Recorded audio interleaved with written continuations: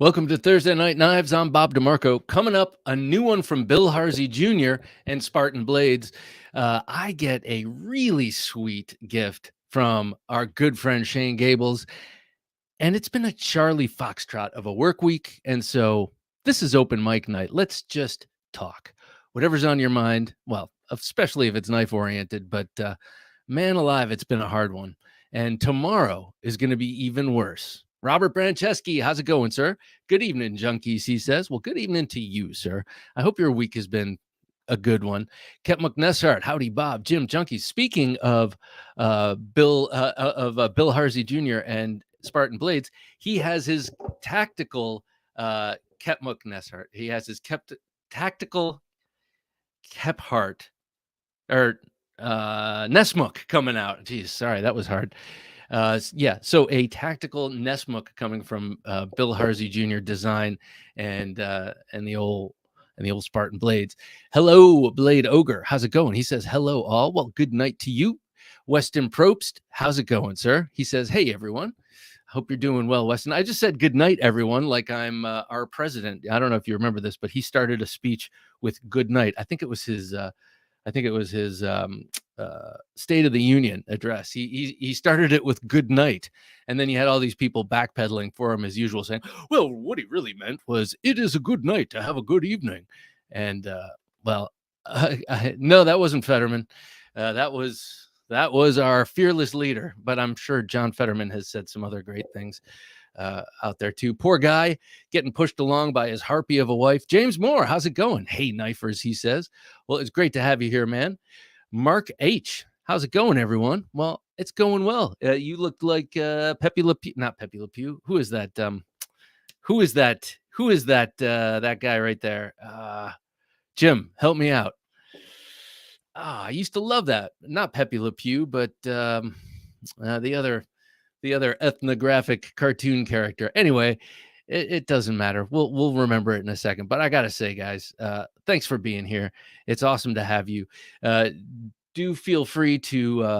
I just want to let you know tonight we're going to be giving this away. You may have seen my short, or you may have seen my reel on Instagram. I posted a reel on Instagram. Carrie Orifice of Off Grid Knives kind of put the fire under my butt because I told him I was going to be giving this away tonight and he might be joining us. And he said, hey, did you put it on Instagram? I'll link to it. And I was like, oh yeah, I keep meaning to get back on Instagram. Well, it is because of Carrie. I have started back up putting stuff on Instagram. So I'm going to be doing that more regularly, but more to the point, this Off Grid Knives Tracker X2, an awesome outdoor knife, awesome kind of all-purpose knife, utility knife, but definitely excelling in the outdoors. Giving this one away tonight. This is a full flat ground D2, as all off-grid knives are, super thin and slicey. Even though it starts off with these robust blade stock, what is that, 3/16 of an inch? But it's broad enough at about 1.5 inches that by the right behind the edge, it's nice and thin. This is a great knife. Carrie sent me 2 of them. One of them was a black wash, and of course that one ended up in the collection. So I gotta keep something around. Very excited about that. DM says hello. Well, hello, DM. I like that picture. That's like a lens, I think. Byron Kennedy, howdy, Bob, Jim, Junkies of Thursday and Knives. Did everyone have a Whiskey Tango Foxtrot week? I did. I certainly did. Sometimes we need these kind of weeks just to make sure that we can still endure them. G. Gleck, good to see you here. Hi, Bob. Hi, all, he says. Well, hello to you. Will be Bob, Jim, Junkies. Evening, everybody. Well, I added the everybody, but he added the applause. Luck Knives, good to have you here, sir. Always a pleasure. I like the way your logo keeps kind of evolving, but you always know it's you. Like it changes, but it's the same. I like it. Drive Strength, good to have you here. Drive Strength. Evening, Bob, Jim, and Junkie fam. I like that. The Junkie fam, a fam full of junkies, but it's a healthy fam full of junkies, not. Have a nice day. Hey, have a nice day. Last week you said, send me your address, and I could not find your, you wanted me to send you my address so I could get a t-shirt, which, what am I going to do? Say no? But I could not find a place to get my address to you. So if you wouldn't mind at some point, just sending over your information to me so I can get my address to you. That'd be awesome because I want to wear that Have a Knife Day uh, picture t-shirt. Yes, he says. All right. Thank you, man. I love your logo. Dwayne Letterman, good to have you here, Dwayne. Howdy, Bob. Evening all, he says. Evening to you, sir. Yeah, I'm really excited about one of the knives.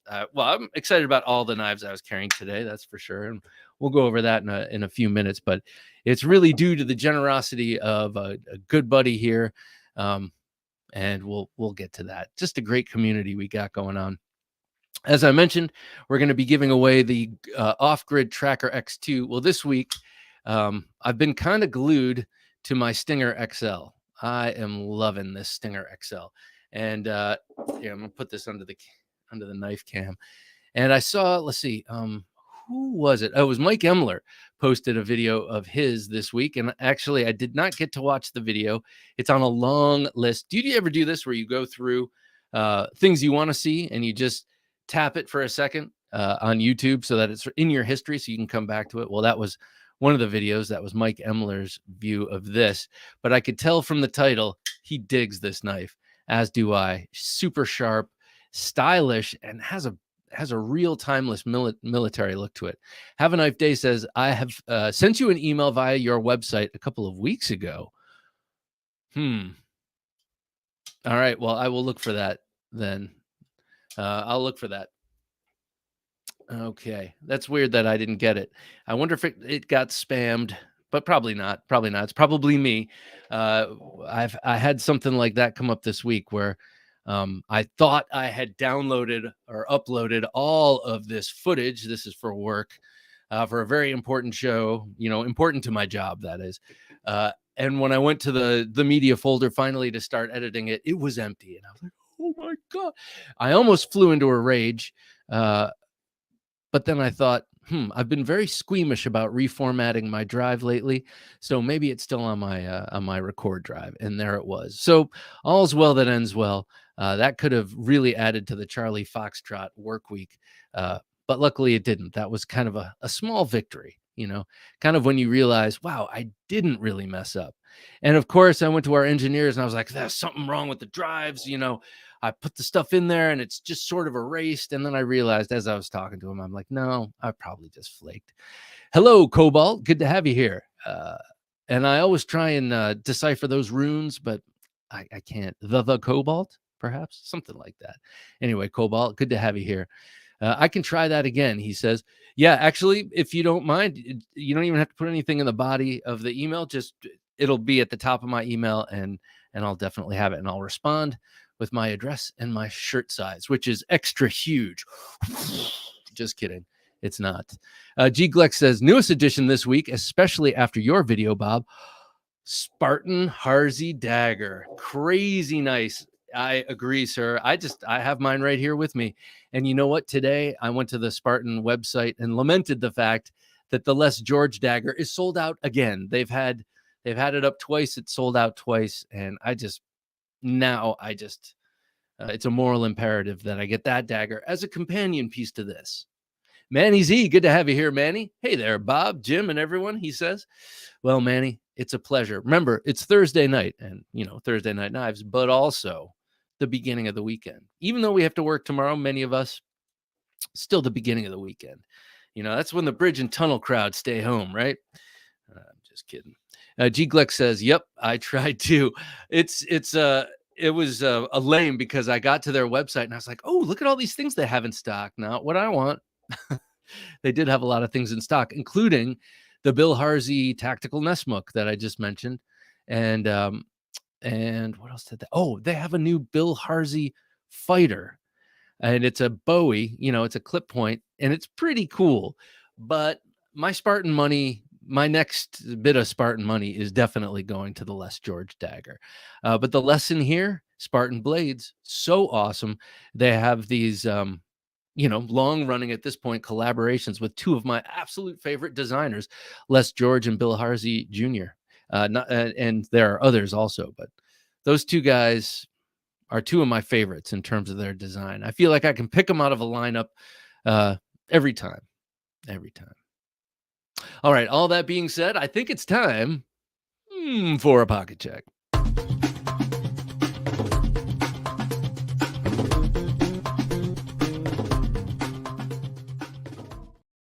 If my daughters were awake, they'd say, "Dad, that's so cringe. That's so cringe." And I'd say, "Hey, your generation does not know how to use the English language. So don't come at me with cringe." Okay.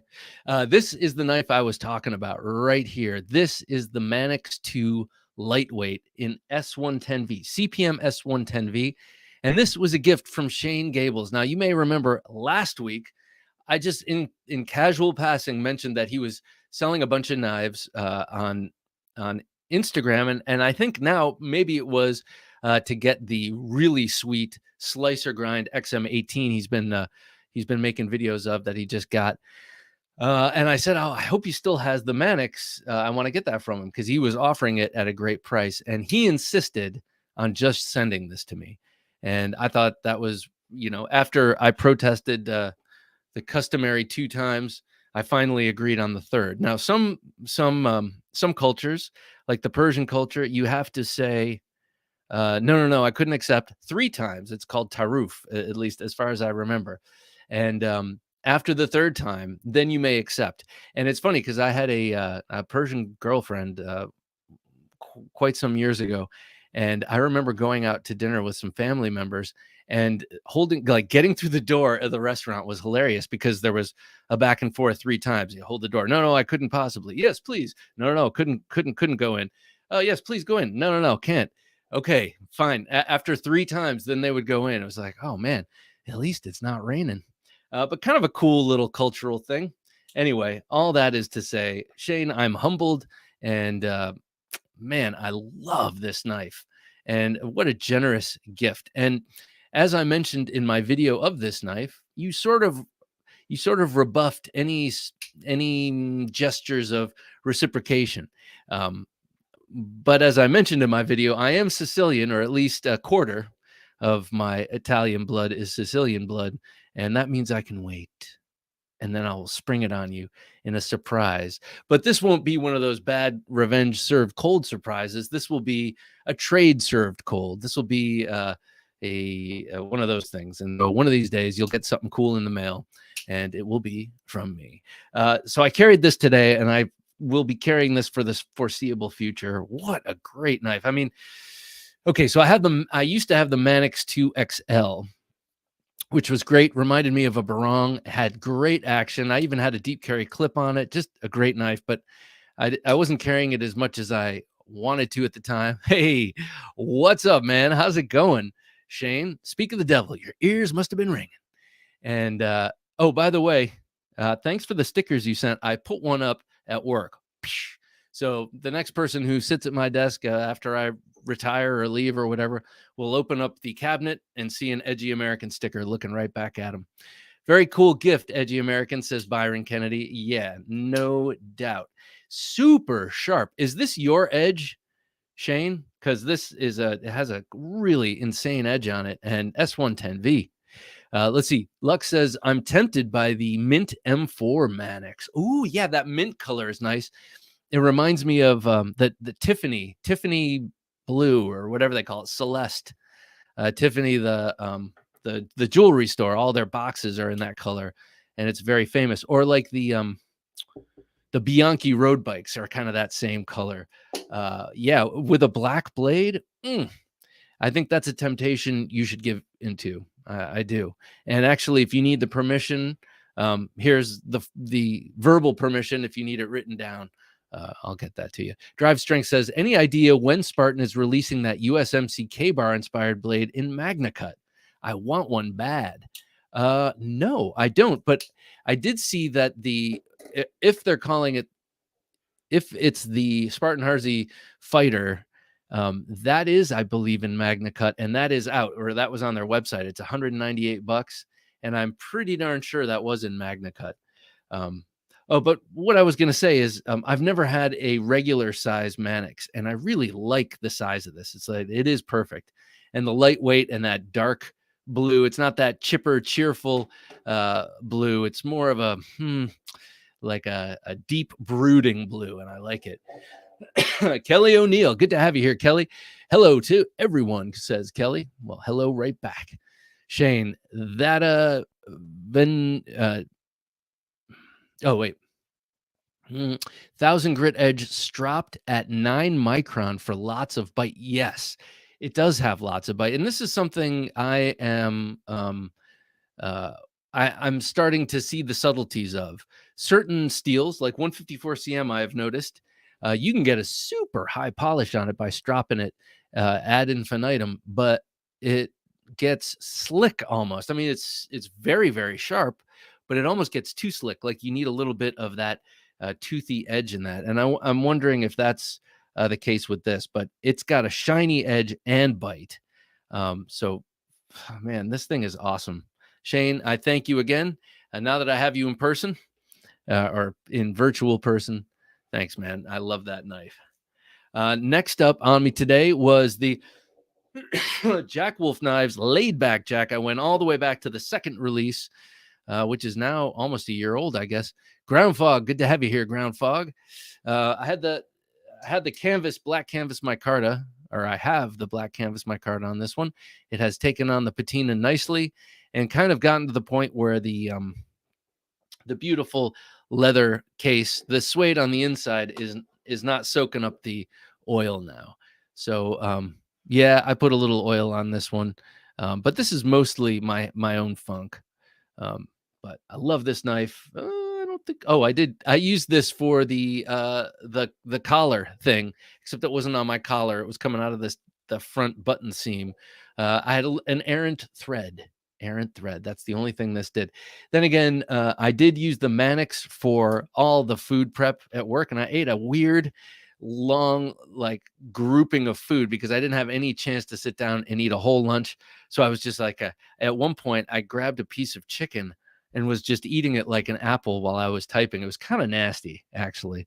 But for all the cutting I did today, food-wise, it was with this, the Mannix.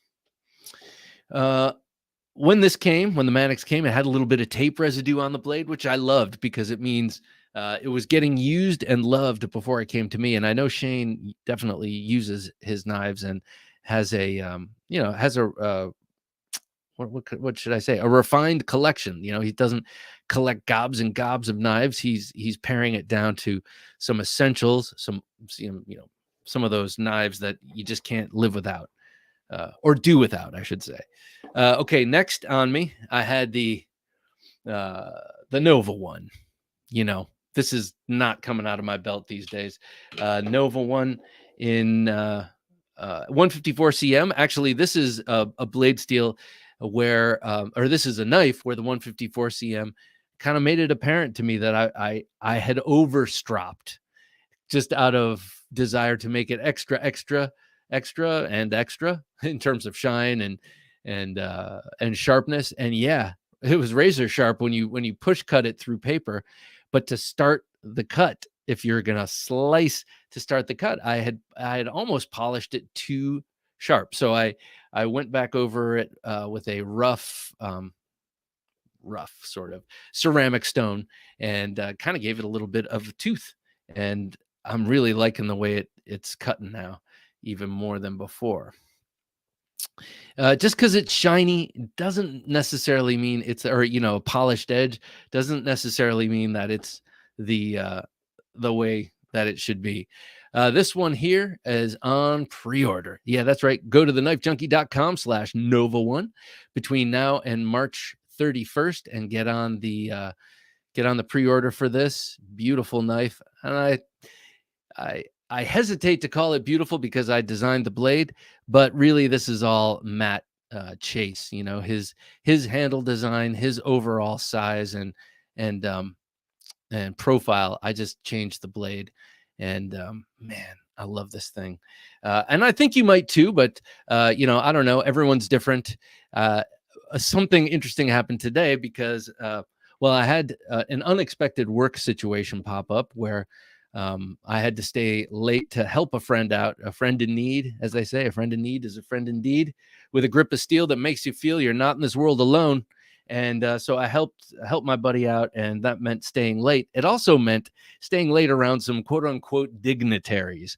And so this most definitely had to come out of the waistband. I've been kind of getting away with walking around with this sticking out of my waistband without like a sweater over it or anything. And I think I tend to kind of hide it behind my arm a little bit. And but there was no way I was going to get away with that tonight. So I took this one off, put it in my bag, and I pulled this one out and put this in my waistband instead.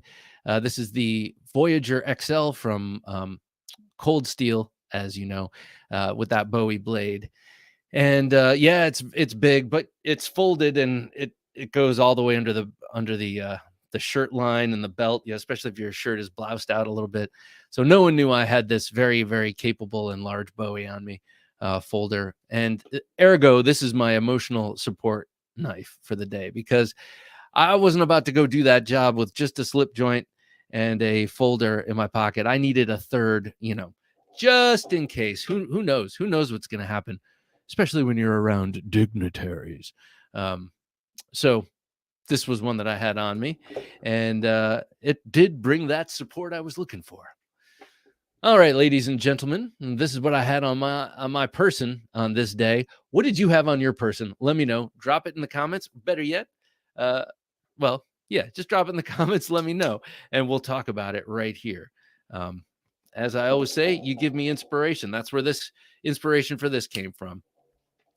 Blade Ogre says, carrying the Joker Nesmuk. Now, Joker, an awesome company out of Spain, making beautiful hunting bowies and Texas toothpick style things that I want to get my hands on, or Arkansas toothpick style things that I want to get my hands on. And here, Blade Ogre had the Joker Nesmuk, the Arcform Slimfoot, the Yojumbo in S90V. That's right. Bark River Ultralight Field Knife, the American Blade Works Model 1 version 6. That's sort of the final and perfected version. The Smith & Sons Cypress Trapper. That sounds nice. I've sort of admired the Smith & Sons knives from afar. That sounds pretty cool, though. The Bark River Knives PSK EDC. The Case back pocket. I love a back pocket. Do you keep a fob on yours or a little lanyard? And the Freeman neck knife. I don't know what the Freeman neck knife looks like, but I know that Freeman is a pretty sweet company from that button lock that they've had out for years, actually. Button lock flipper, one of the early adopters of that setup. Very nice carry, Blade Ogre. As always, impressive with not only the amount, 1, 2, 3, 4, 5, 6, 7, 8, only 8 today, unless I'm miscounting. Not only impressive with the number, but the quality and the range. Let's not forget range. You have good range there. Edgy American, I carried my new Hinderer XM18 Skinny today. So how do you like it? Shane, let me know how you like it. I watched your unboxing video last night whilst drifting off to sleep. I also had to have it real low because I didn't have my earbuds and my wife was sleeping. But I have a feeling you like it. I have a feeling you like it. You were commenting on the detent and whether it could fail, and you failed it, but still pretty damn sweet.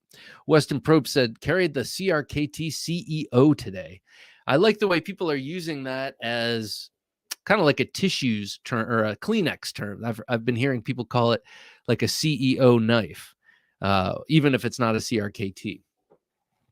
Sitting here fondling my new petrified fish Victor in denim micarta. That is such a sweet knife. Such a sweet knife. Beautiful all the way around and amazing action. I also like the little Spidey flick pocket milled into the backside of the blade. James Moore says, carry today, Gava, amazing flipper frame lock from Burr Knives or BRR Knives. That one I saw last night also while doom scrolling, while I should have been falling asleep.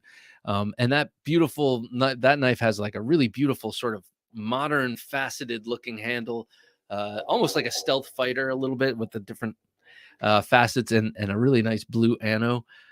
Cool knife. Where are they from? BRR Knives. They're from someplace in Eastern Europe. Is that right?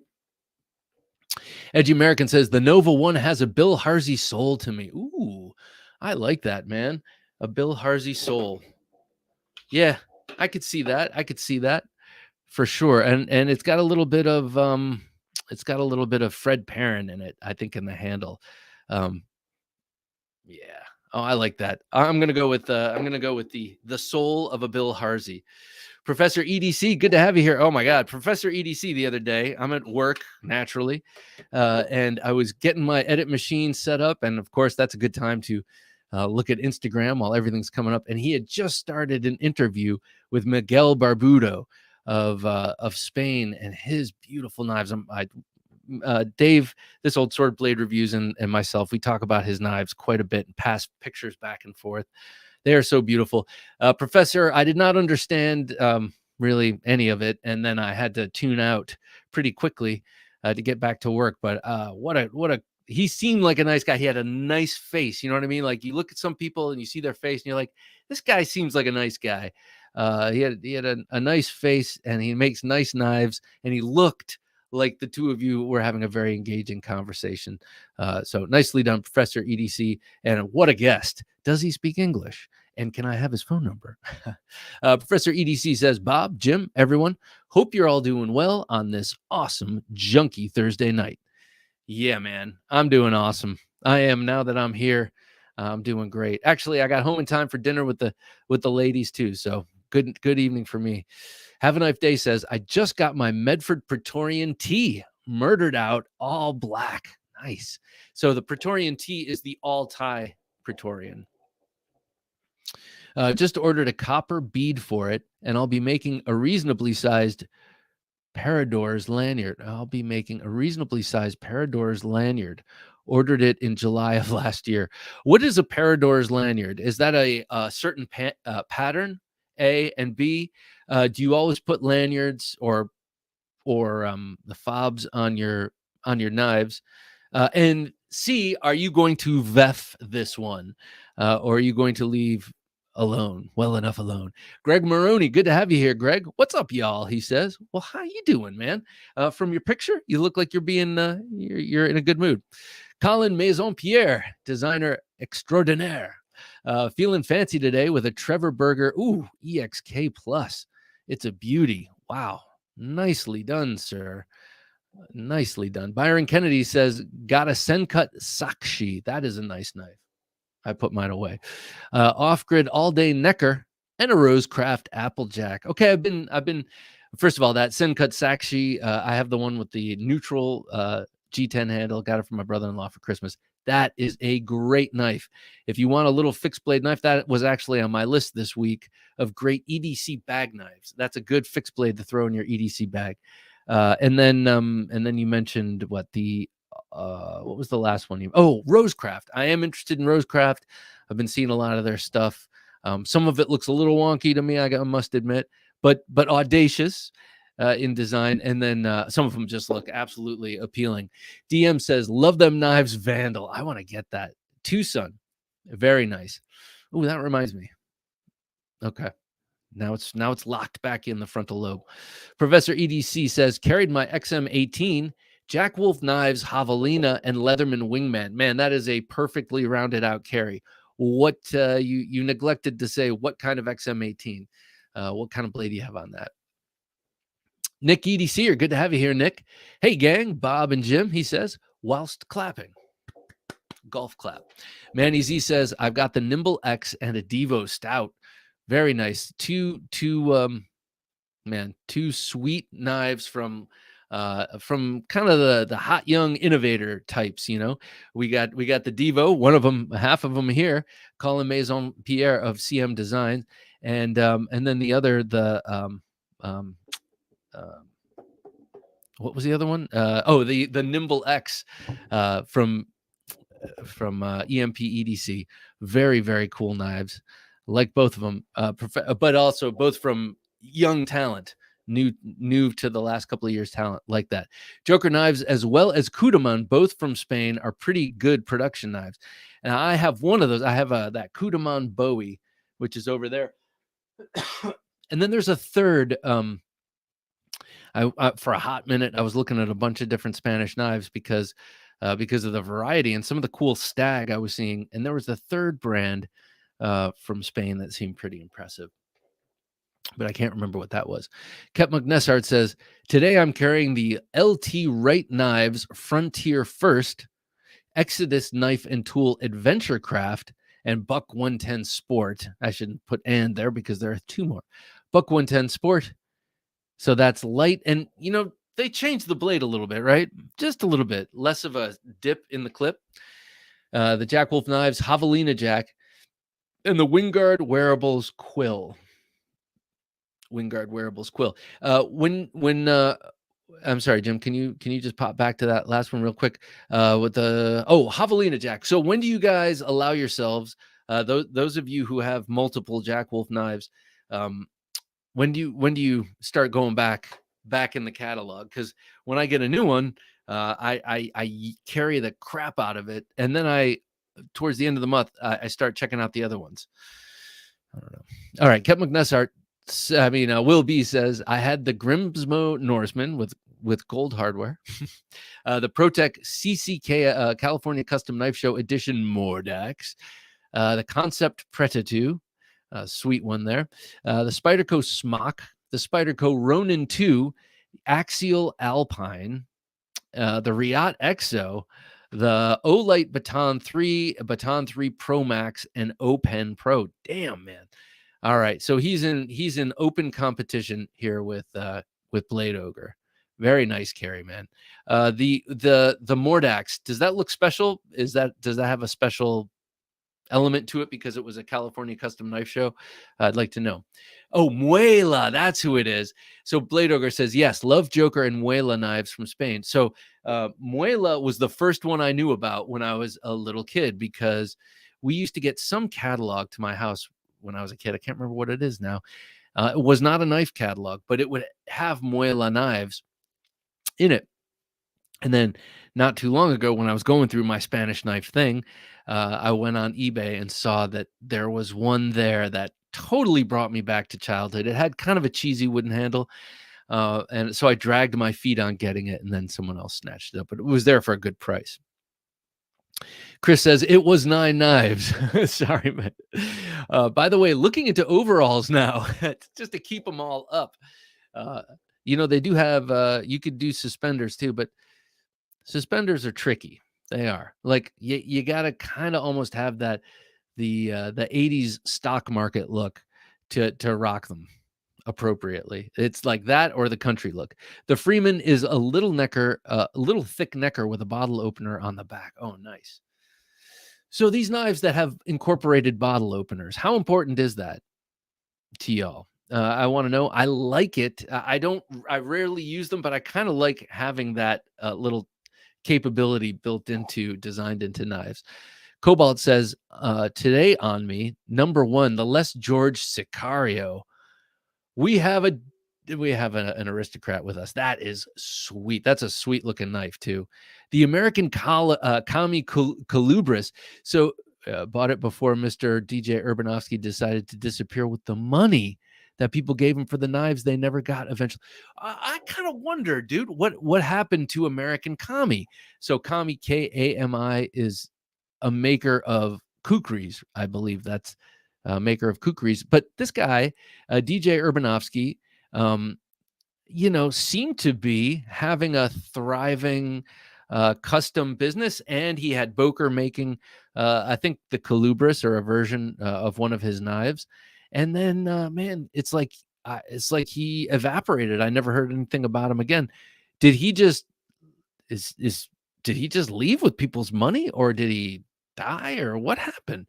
Have a Knife Day says paracord. Oh, paracord fob, right? Okay. I see. Maybe it was a typo. Professor EDC says, thanks for dropping by, Bob. He really is a great guy, and I'll do a summary episode this Sunday in my Bladeosophy segment for all my English-speaking friends. Very cool. Oh, man. Did he send you anything to check out? Oh, his Navajas. I mean, Tago Horror. Tago or Tago? I'm going to go with Tago until corrected. It's good to have you here, man. Hello, I'm back. Wanted to say one more time, I definitely recommend you look into Oh, yeah. Okay. So that's getting written on the computer itself. because that seems to be the only way. Where is it? I just lost it. Malenica knives. Okay, I will. There are some incredibly beautiful works of art, possibly the most beautiful I've seen. Wow. Okay, well, obviously that's subjective, but I mean, I want to see what these knives are, because funny you should say that. When I made one comment on the Miguel Barbudo Professor EDC interview, and that was that some of his knives are that's how I feel about them. Like I cannot get over how beautiful these things are. So I really will check those out now that I have it written on my computer right here. So thanks for the heads up, Tago. Today, Have a Knife Day says, no, this shall remain as it was made. Good. Not all knives I own have veft serrations, but when I do, they are veft with extreme prejudice. I love that. Yes. Wait. What is that a take from? I'm getting it mixed up with Apocalypse Now, but I don't think that's Apocalypse Now. James Moore says, where they're eating at the beginning and they're telling him his mission, and they say terminate with extreme prejudice. But there's something else. I don't always, but when I do. Anyway, doesn't matter. James Moore says BRR is Rafał Brzeski in Poland. He learned from Marcin Schließ. Oh. Believe it or not, the Polish language is so beautiful when spoken by Poles, but I just butchered it. Brzeski. I used to live right near Greenpoint, Brooklyn, which is a very Polish neighborhood. At least it was at the time. And I was in Williamsburg, but I would go to Greenpoint quite a bit. And walking in Greenpoint was interesting because all the young Polish women were just drop dead gorgeous, and all the young Polish men were all built like bricklayers. So it's like, just careful where you put your eyes when you walk down the street there, because those dudes could have tied me into a pretzel. Professor EDC says, it would be a pleasure to get you guys in touch, Bob. I think he might speak English since he'll be going to Blade Show this year. Save your shekels, Bob. Miguel Barbudo is going to Blade Show this year. Ooh, that's something to think about. Because last year I was very good. This year, maybe I won't be so good. Will B says the Mordax has a textured handle and is all DLC'd. Oh, okay. So that really cool milling, is it the same cool milling from that first drop, mass drop / whatever they call it, Caviso? That same texture, or is it just a different texture altogether? I'd be curious to find out, because I always thought that first mass drop texturing looked really aggressive, like it might just shred your pockets, even though it looked really nice. Mother of pearl inlay on the button. Very nice. Very nice. Nick Martino, good to see you here, sir. Buffalo fan. We got our neighbors just put up a giant Buffalo flag, and then our neighbors across the street, coincidentally, are also from Buffalo. And we happen to have an amazing Buffalo pizza place around here. And yes, every city has their own style of pizza, and Buffalo pizza is killer. We have a place here called Bad Pizza, BADD Pizza, Buffalo style. So good. Oddly enough, their wings kind of suck. And you would think, wait, I'm sorry. Go back, Jim. I'm waxing about pizza here. Good evening to all my beautiful knife junkies, he says. Thank you, Nick. Good evening to you. Thanks, Jim. Son of Liberty 78 says, howdy, y'all. Carried my new 15V PM2 today. Love the finish they used on that blade for this one. So what are the qualities of 15V besides awesome? Does it have high toughness? I'm thinking 3V has some toughness to it. I'm thinking 15V has about 5 times the toughness. Blade Ogre says, some knives with bottle openers work well and others not so much. The best 2 I have are the Freeman and the White River Knucklehead 2. Well, I like the name. Hey, what about the Robert Pendleton, the little, what the hell is that? Can't remember what it's called, but it's got a bottle opener right on the back of the blade, and you can use it to wave it open. But that's a knife that's been around for a while and has gotten a lot of shade thrown on it. I think it's been manufactured really well and then really poorly. And why can I not remember? It's like an acronym. Anyway, Professor EDC says Malenica Pucos and and Lucas have been I've seen are gorgeous and well built. I don't know how to pronounce that second one. Hang on. Lucas. Is that also a Nordic design like the Puko? I'd be interested to find out. Jay McConnell, nice to have you here, Jay. Evening Junkies, number one, Malanika. Okay, number one. Sorry. I'm gonna start from the top.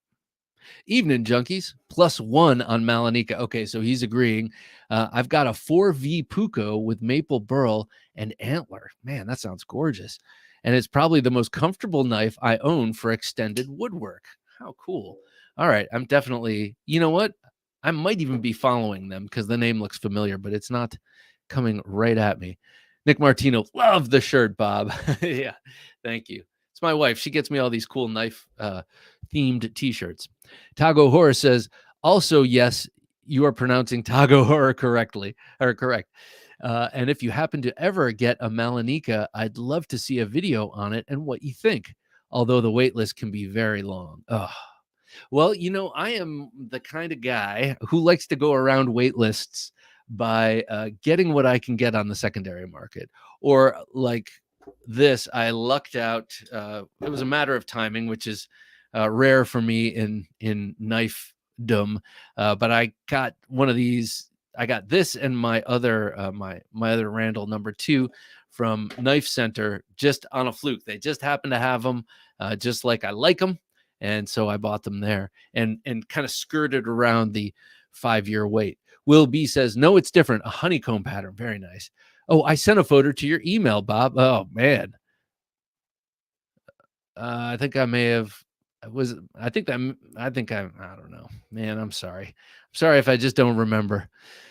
But I'm going to be trolling through my emails again and checking out, looking for 2 knives now. Have a Knife Day says, I'm going to my first Blade show East. Awesome. We need to meet. Early bird tickets and all the logistics are done. Flight, hotel, and vehicle. Hope to see you there. Oh my God, dude. You're making me feel, we're already in March. I need to get on it. Edgy American says, I'd forfeit every knife I got at Blade Show in trade for the conversations I had. Yes, I agree. That's pretty awesome. It was great to have that whole assemblage of people, or whatever you want to call it, that whole group of people. Uh,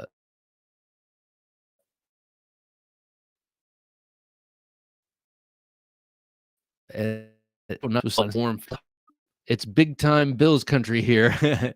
Happy to hear that.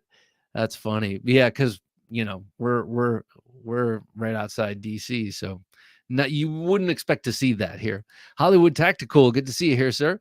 Just did an unboxing on the Kaiser Mad Tonto. Disappointed with the with how light the detent is. Huh.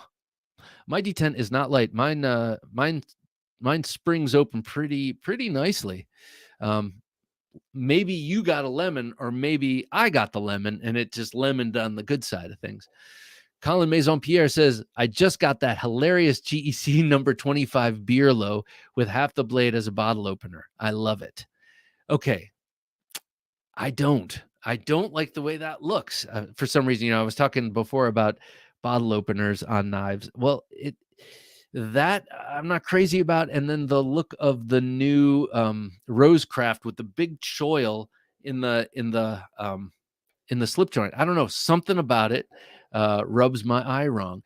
But I think what Colin's getting at is that it is audacious. It's a unexpected, kind of like the Beer Scout, with the hipster beard comb in it. And I know that ruffled a lot of feathers. A lot of people thought that was like in poor taste or just lame.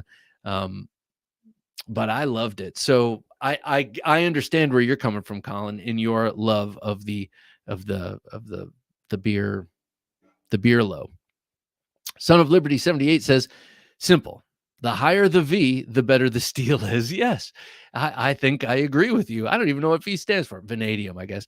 15V with BBB's heat treatment protocol is a beauty, as I've seen. Big brown bear, big black bear, big brown bear. I need to figure out who this person is. I keep pretending I know, and I don't. Who is Big Brown Bear, Big Brown Bear, right? Who is this person? I need to find out. Can someone educate me?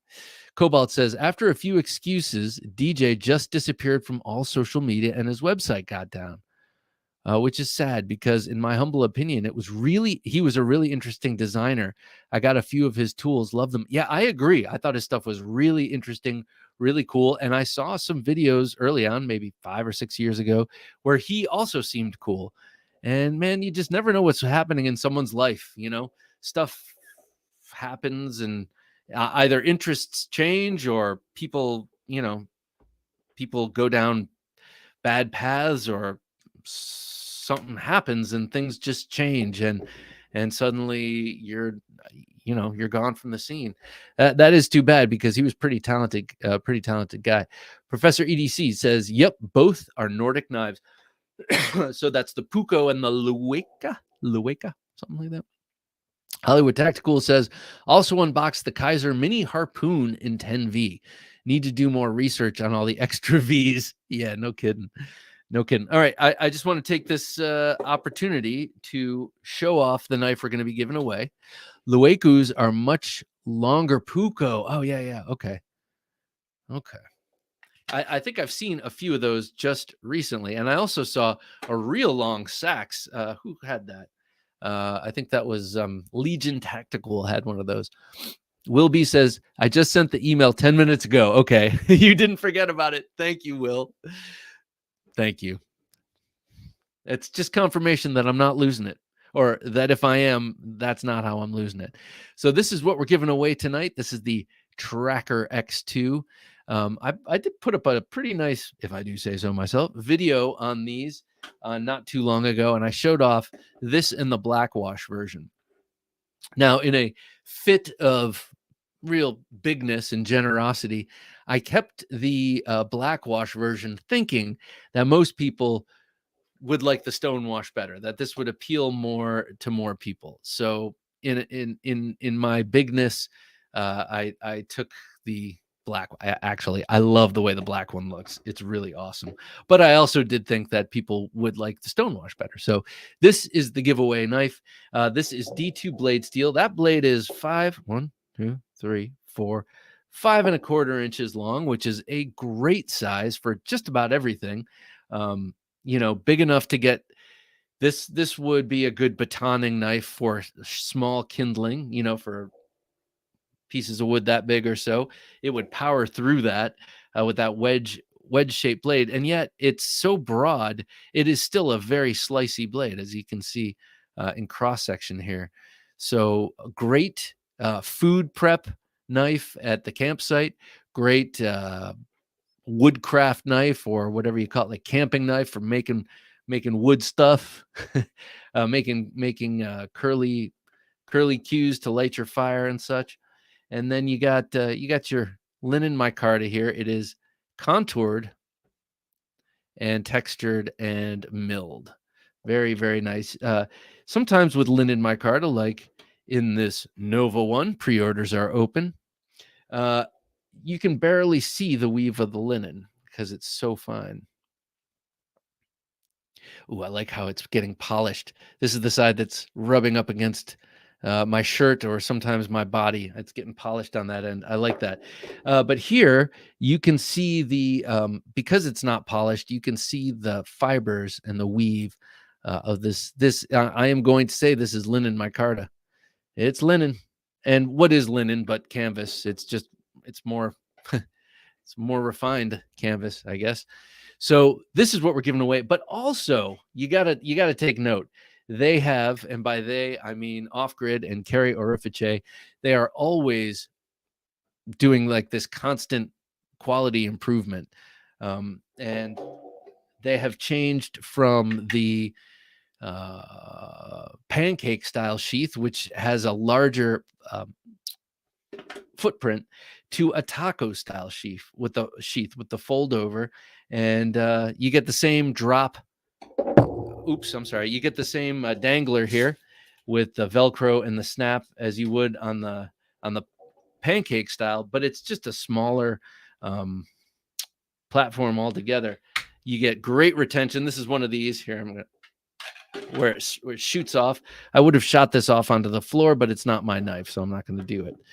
It's one of your knives, one of you guys out there or gals, probably just guys, but it's for one of yous out there. So please let us know if you want this knife, and you want to know how you let us know if you want this knife.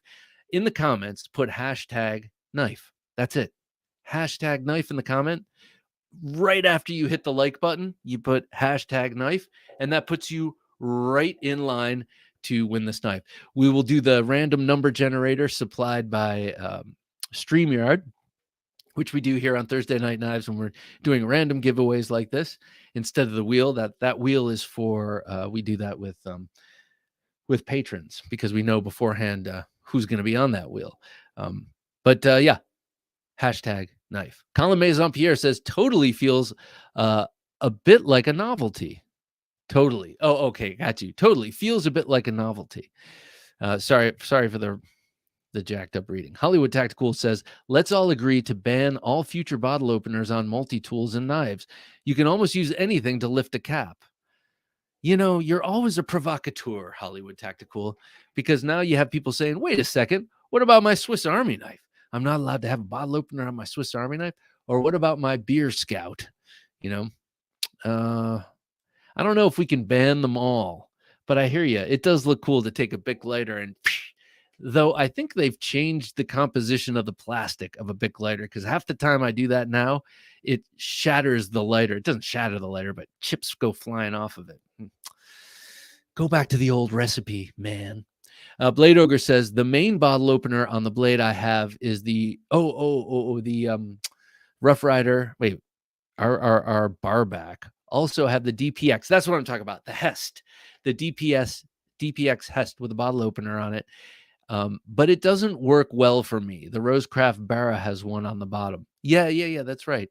But the DPX Hest, that bottle opener better work well because it looks so ugly. Like that little notch out of the top of the blade looks terrible. And yeah, I think you can use it to wave the blade open, which is a good secondary purpose for an ugly little notch carved in.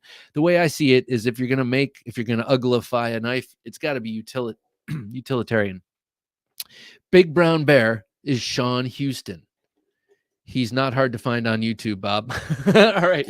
Well, actually, I didn't think he would be, but he only really comes up in conversation for me during the show. Sean Houston.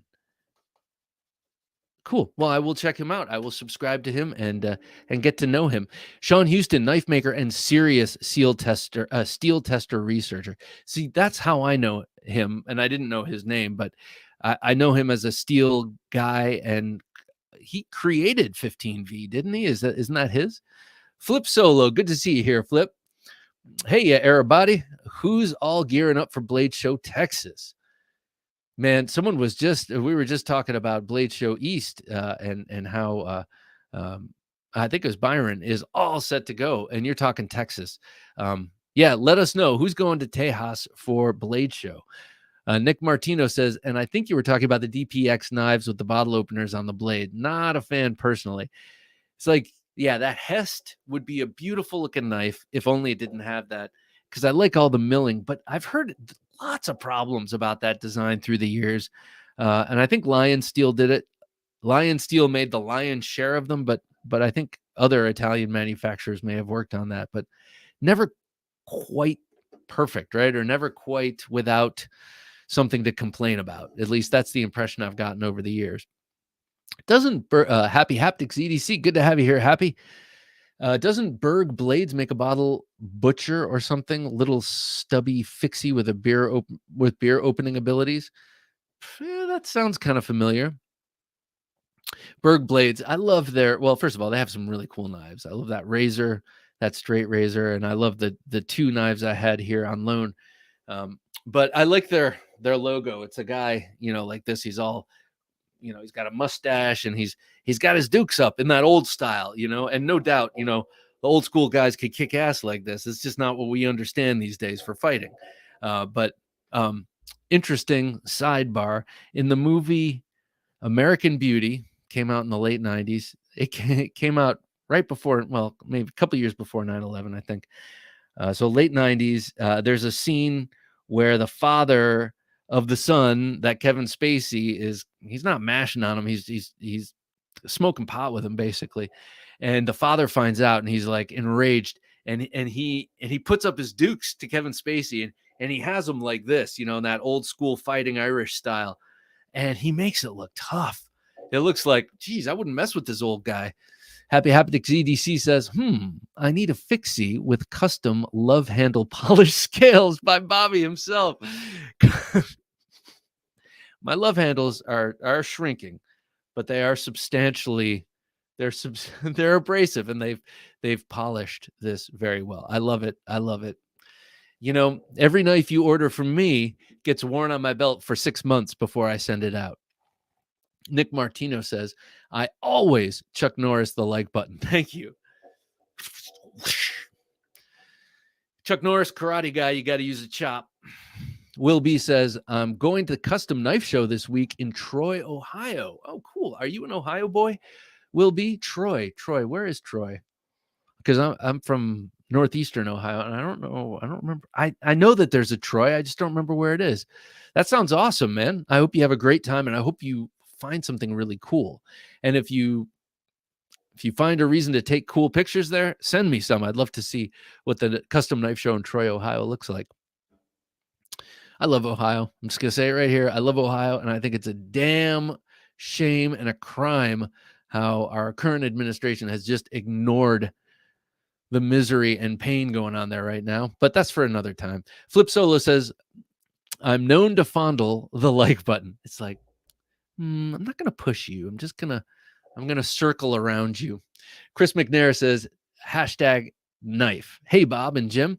Junkies, I'm driving home from work. Nice giveaway, Bob. Hey, Chris, be careful on the road. And man, people were nuts today. Everyone, I swear to God, I've got a magnet. People love cutting me off. People just love it. And I don't know, maybe they just sense the way I drive that they would be doing me personal stress and magnetized towards me and just want to get in front of me in the left lane and go slow. And it infuriates me. Nick Martino says, I use my Malibu as a bottle opener sometimes. Really? Now, okay, the reason I say really is a really, really nice ProTech knife. And I have it on experience that when you use a knife to open a bottle, you oftentimes get a scratch. I didn't intend it to be, but man, I love it so much. All right. That's good enough for me. I would be a nervous Nelly about doing that. Not removing the cap lifter from my sod buster, Hollywood Tactical, says Honey Bear 85. Good to have you here, Honey Bear. And thanks for the comment. We need contrarians to battle one another right here in the comment section.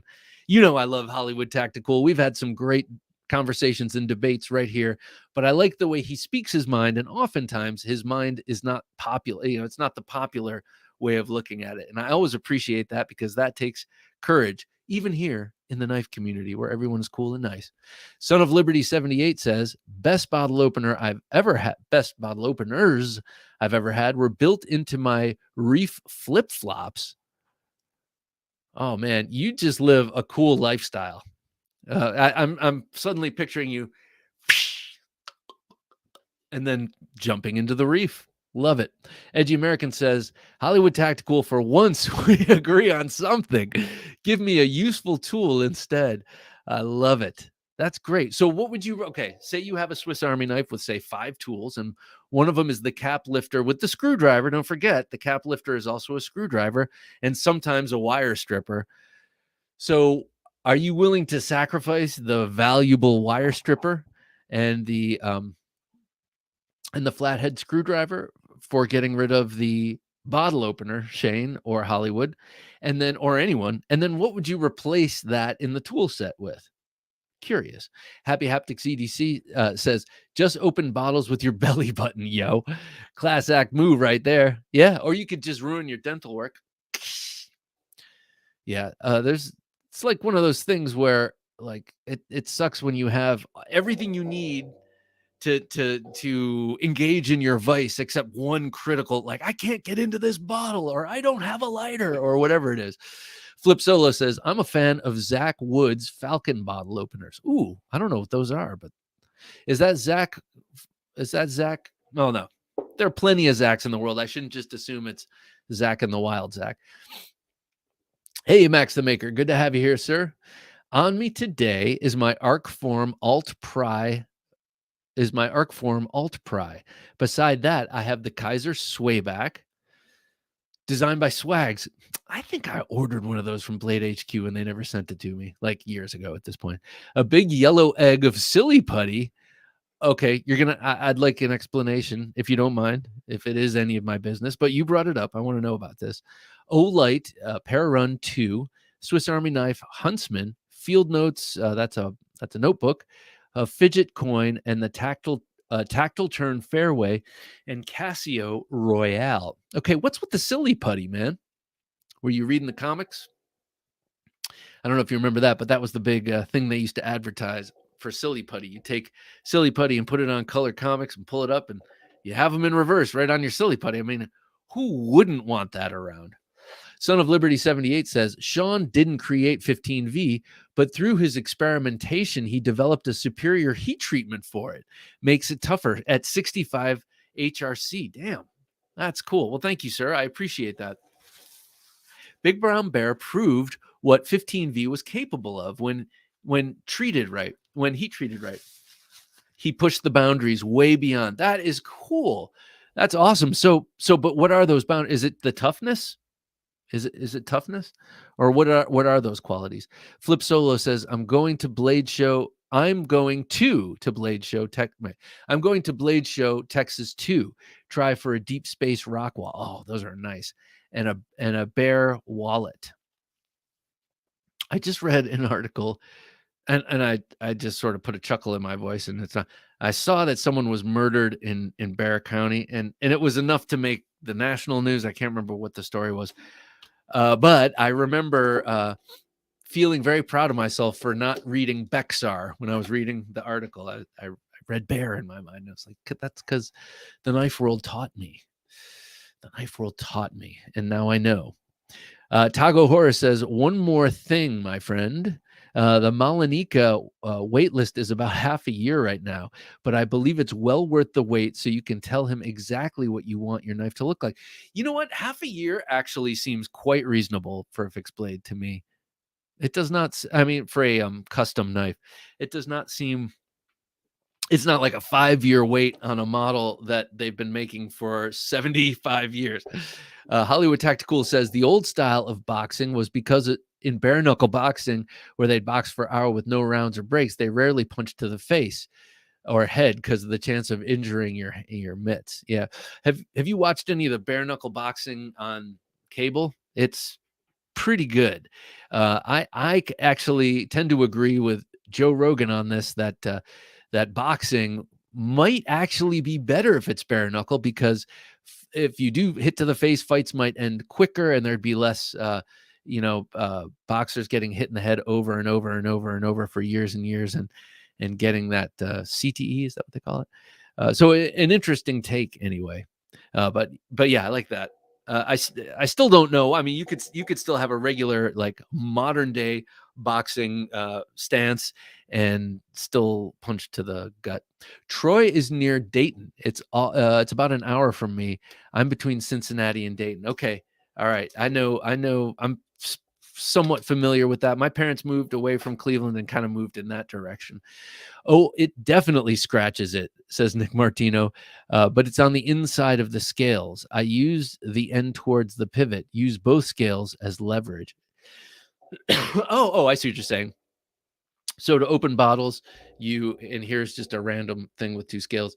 You put the bottle between there, and that's actually pretty smart, but it still scratches it, but it would scratch on the inside. Zach Wood is a custom pry bar maker. Okay. Thank you, Flip Solo. So that was what Max the Maker was carrying, I believe. Zach Wood. Pry bars. Okay. Hollywood Tactical says, Knife Junkie, make that wire stripper and flathead a seatbelt cutter package opener. Yeah, yeah, yeah. But here's the thing: if you need the seatbelt cutter, you know how what a pain it can kind of get. It can be to get the tool. You would have yes. Okay, I'll say yes. In general, I like the idea of that utility. My mind immediately went down the rabbit hole of how would you make that look? You'd have to like make it much easier to open than every other part, and you might want to have that be a locking thing. But that wouldn't be so out of bounds to have one locking tool in a multi-bladed slip joint. Radio Rabbits, good to see you here, sir. Knife Junkie, just watched your EDC fixed blade short. What's the knife called? Are you talking about this one, the one we're giving away tonight? We're giving away this Tracker X2 from Off Grid Knives. Is it this one? BBB hammers 15V through 16 penny nails with no damage. Damn, that's pretty impressive. Or are you talking about this? Let me know. I'm not sure which knife you're talking about. Here's an EDC fixed blade that I recently did a video on. I also did a video on this recently, the Northman from Amtac blades. Filthy Pagan Brewmaster. I like your name, Filthy Pagan. You filthy pagan. Good to have you here, sir. A long time ago, I got myself a Tom Brown tracker. I was very disappointed. I used it a few times and the blade got all chewed up and ruined. Huh. Who made that? That definitely wasn't the Tops one, was it? I know Tops makes the Tom Brown tracker. I just always kind of thought they looked a little goofy, but then again, I'm not an outdoorsman, so I thought, maybe actually that all that stuff does come in handy. The transition between the straight and then it's got that little dip, and then the forward part seems like it might be good for a pull knife, and I think you can make traps and stuff with the thing on the back. But well, goofy, yeah, but I thought it was totally out of place in the movie The Hunted, where they're actually talking about knife fighting. That just doesn't seem like a knife fighting knife. And then if you throw it at a tree, sapling, it's definitely not going through and leaving a vagina shaped hole. That's what it does in the movie. Hollywood Tactical says, "Yep, gloves make it more dangerous. That's why it looks like MMA is going to have less brain injuries, for example. Do rugby players have the same level of brain injuries as American football? I don't know, but I do know that I like watching rugby, and I do like watching Australian rules football. That's really fun to watch because it's cool. Yeah, it's compelling and hey, Harry Douglas. Oh my God, man. How you doing? Yo, Bob the Knife. Harry, how you doing, my brother? It is so good to see you. Harry taught me everything I know about video editing and so much more. Harry, man, so good to see you. By the way, Harry, we're going to Jamaica for a wedding in May. Made me think of you, sir. Oh, man, it's great to have you here. We need to talk offline at some point. George Fernandez, wow, finally caught a live show. I'm usually at work now, ER tech. Oof. But traded nights with a coworker and wanted to make sure to catch your show. Excellent. It's knife sharpening night too. This is what I like. I love knowing that people are stropping and sharpening their knives while listening to me babble ad nauseum. And emergency room tech, hardcore job. I have a good friend who did that. He was an emergency room tech and nurse. And yeah, thank God for you, man. Thank God for you. And take care of yourself. I know you see some pretty hard stuff sometimes, so take good care of yourself. Radio Rabbits, good to have you here, sir. The knife from the How I Carry EDC blade shorts. Okay, that is this knife right here. This is the Ruffian. Let me get this out of the way. Harry Douglas in the house. All right, so this is the Ruffian from Off Grid Knives. Off Grid. This is from Hogtooth. See, I just have too many knives rattling around in my head. This is from Off Grid Knives. Great sheath, by the way. But Matt Chase, Hogtooth Knives. I've done a couple of interviews with him, and he's been on the show a number of times. I have my 50th birthday knife, an extravagant fighter style, sub-hilt fighter, Loveless sub-hilt fighter made by him, forged. He's a forger, does amazing work there. But then he also does this style knife, where it's stock removal. This is a 154 cm blade steel, a hollow ground. That's about a 5-inch blade. And this thing, yeah, 5 and wait, sorry, am I counting? 1, 2, 3, 4.5-inch blade. It's wicked sharp. And yeah, this carries really well. This is about the on the outside of the fixed blades I carry on a daily basis. It's about the biggest I go. But with that handle shape, rounded here, and the size of it, which the maker, for instance, Matt Chase, who's also making the Nova 1, has much. He's a bigger dude than I am, and these fit his hands perfectly. They fit my hand perfectly. So a great size and shape, and this rounded off pommel makes it easy to carry in the waistband without poking in the ribs. But it's Matt Chase. Just go to Hogtooth Knives. Tell him Bob sent you. Yeah, Hogtooth Knives. Great, man. Like, great guy.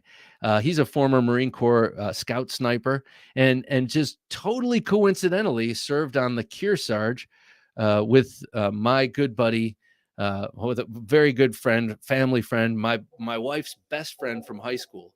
So that was a cool thing to find out. Crazy coincidence. Nick Martino says, I want to try out something from Stroop Knives. Their stuff looks awesome. If only I could reach it with my plastic arms. Yeah, Stroop Knives is awesome, and he's a great guy, doing really cool work down there in North Carolina with his whole family. His whole family gets involved. The kids sit there, watch TV, and put the boxes together. But now that they're a little bit older, he's been posting pictures. They're doing more in the shop. Stroop Knives, a family business. Highly recommend their stuff. It's really cool. It has a Viking look too. I like that. Flip Solo says, I really like that deep finger choil in the Nova 1. Like a lot. Do you now? It could be yours, sir. No, I'll stop with the hard sell. It sells itself, right?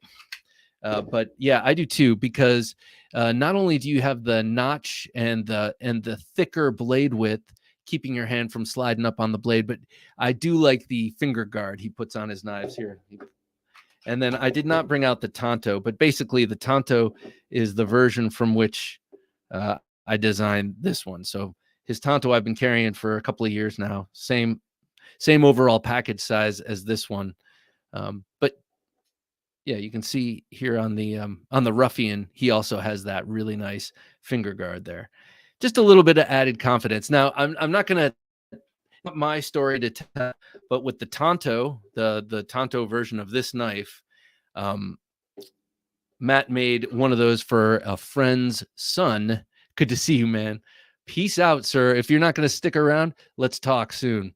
But yeah, he made one of those Tontos for a buddy who was deployed, for a buddy's son who was deployed. And he kept it on right in the center of his weight bearing equipment, or LBE. What do they call that? Load bearing equipment. Kept it right here. And let's just say it saved his life. He found himself in a wrestling match, found himself face down, and could still get to it. And it saved his life.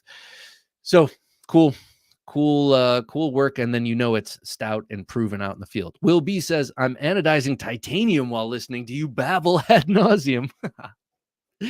Well, good. At least one of us is doing something productive.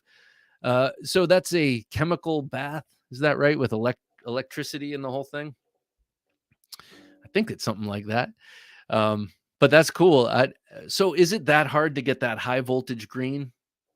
That high voltage green is so cool. I love it. I had the knife modders do that with my turbo, my Monterey Bay Knives turbo, and I just love the color. It makes the knife look like the Statue of Liberty. It looks sort of like tarnished copper.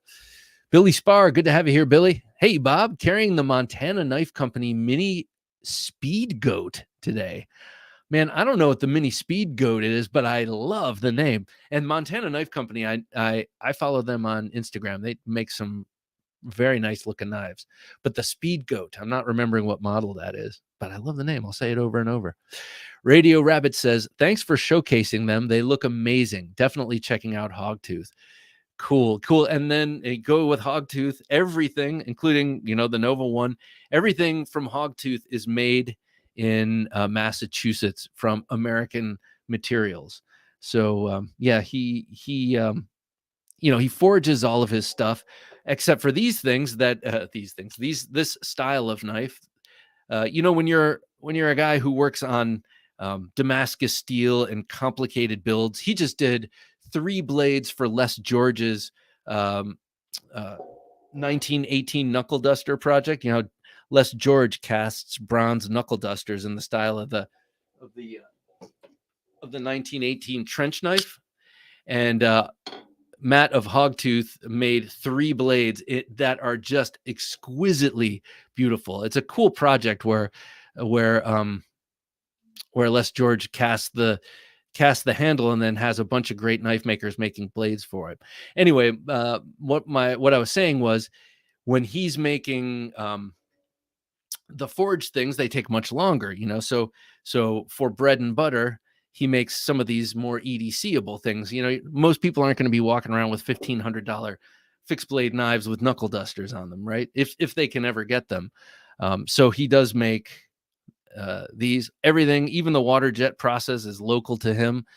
So yeah, that's the only part of that process that he's not taking care of himself. Cool stuff. Burnt toast. Good to have you here, Burnt Toast. You're not having a stroke. It's just burnt toast. Evening, Bob. Got a new EDC fixed blade from Copper Creek Knives in desert ironwood. I love desert ironwood. I'm about to say something that, if Harry is still here, he will laugh at. I used to say things like this all the time. I need more wood in my life. I remember once he was packing up his whole office and I was helping them, and I said, "Oh, I'll help you with that. I'm a real anal packer." Just I meant like anal retentive. I'm very, very careful when I pack, but man, it came out wrong. And yeah, I didn't live that down for quite some time. Anyway, Burnt Toast says, got a new EDC fixed blade from Copper Creek Knives in desert ironwood with blue and black liners. Oh, that sounds awesome. And W2 steel with a true hamon. That's nice. A true hamon, meaning that comes from differential heat treat. Sometimes people fake it. And I think you fake it with well, how do you fake it? How do you fake a hamon? A real hamon is made with differential heat treat, right? Where you cover the top part of the spine of the blade with clay so that it doesn't get as hard, and then it takes some of the impact while leaving the edge hard to cut.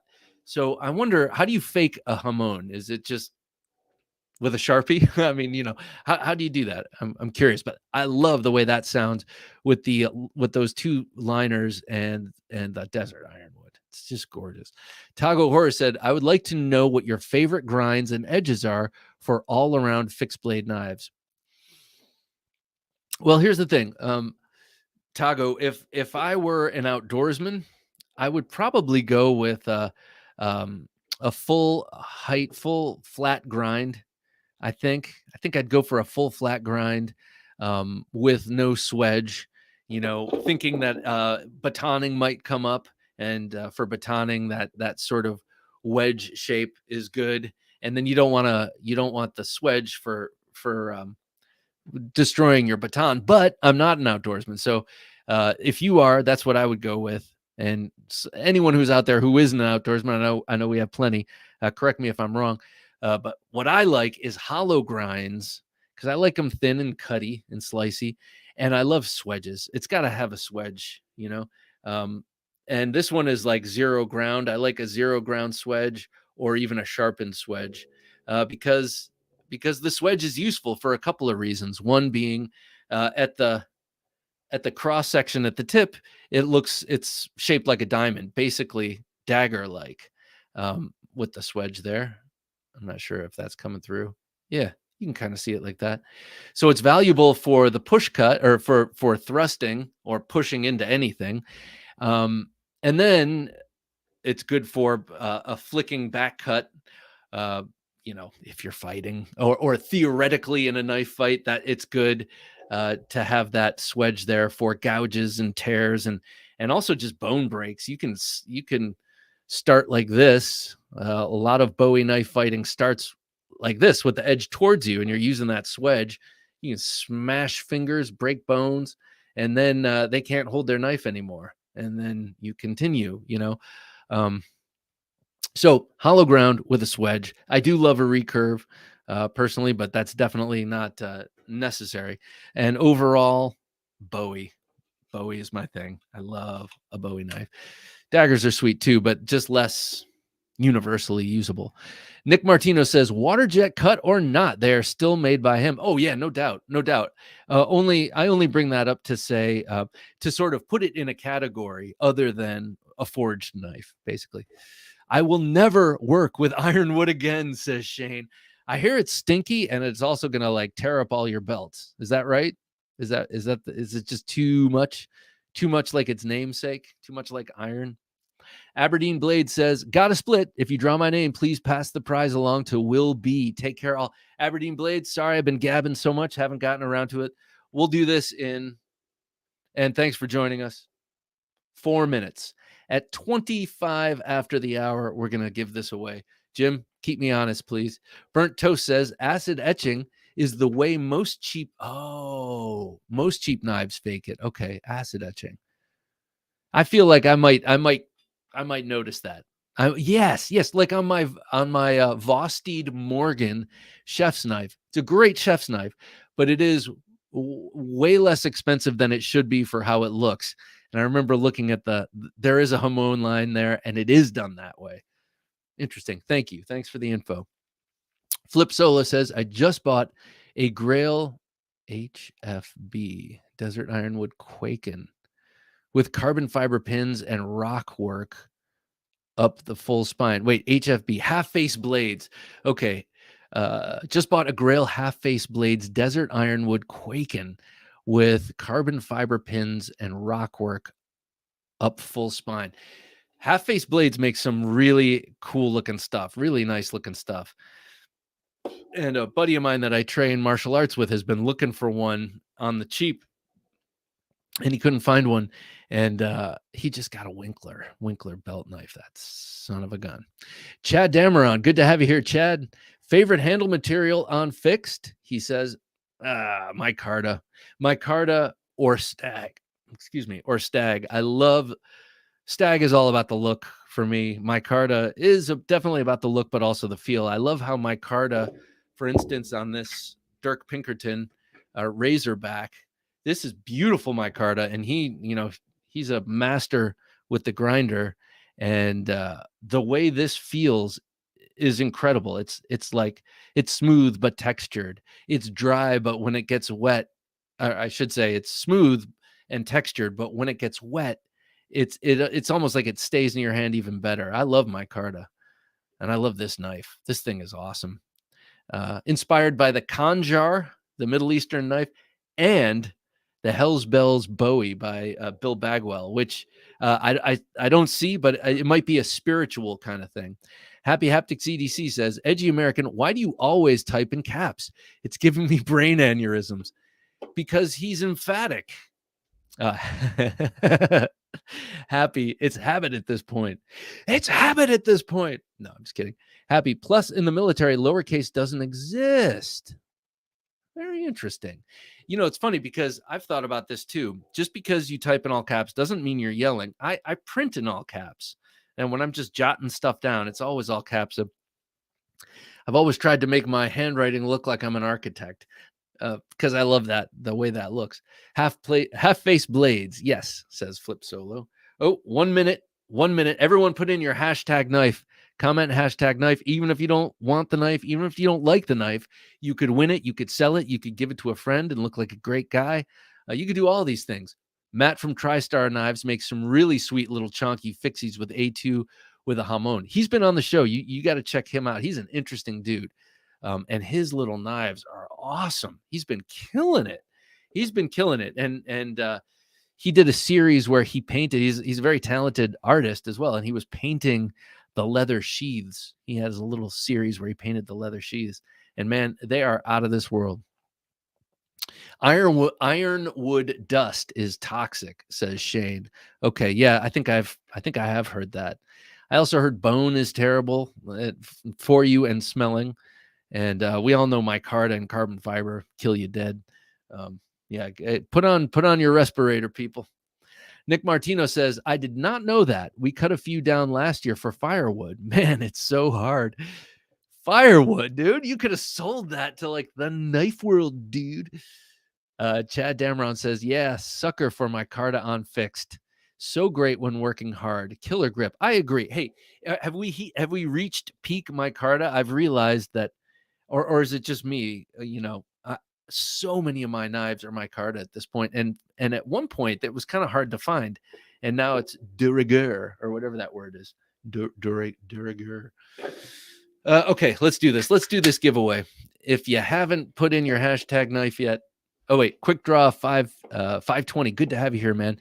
In the military, it's OCR. Don't fix it if it's important. Wait, sorry. In the military, it's OCR. Don't if it's important. OCR. What's OCR? Quick draw. I wasn't in the military. Help me out. Burnt Toast says, bone is the worst smelling substance I've ever smelled on a grinder. Make you heave because it's all that organic material, man, getting burned. It's like burnt. I would imagine it's somewhat like the repulsiveness of burnt hair, All right, let's do this. All right, you have exactly 30 seconds to type. I'm starting right now to type hashtag knife in the comments. 30 seconds. All right. And we will give, just so to recap, this is the X2 tracker. We've got an awesome taco style sheath, vastly improved over the other awesome sheaths. I mean, their pancake sheaths are great too, but I am really loving these V2 sheaths. This is the backcountry. This is a great one. Also, Coyote, also D2, and also with the new, this is the V2 of this, and also with the new Kydex sheath, really nicely done. All right, that's it. Let's do this, Jim. Let us choose who gets this Tracker X2 from Off Grid Knives. All right, how many people are in? 45. Okay, that's pretty decent. So your chances are pretty good. All right, let's do this in 3, 2, and 1.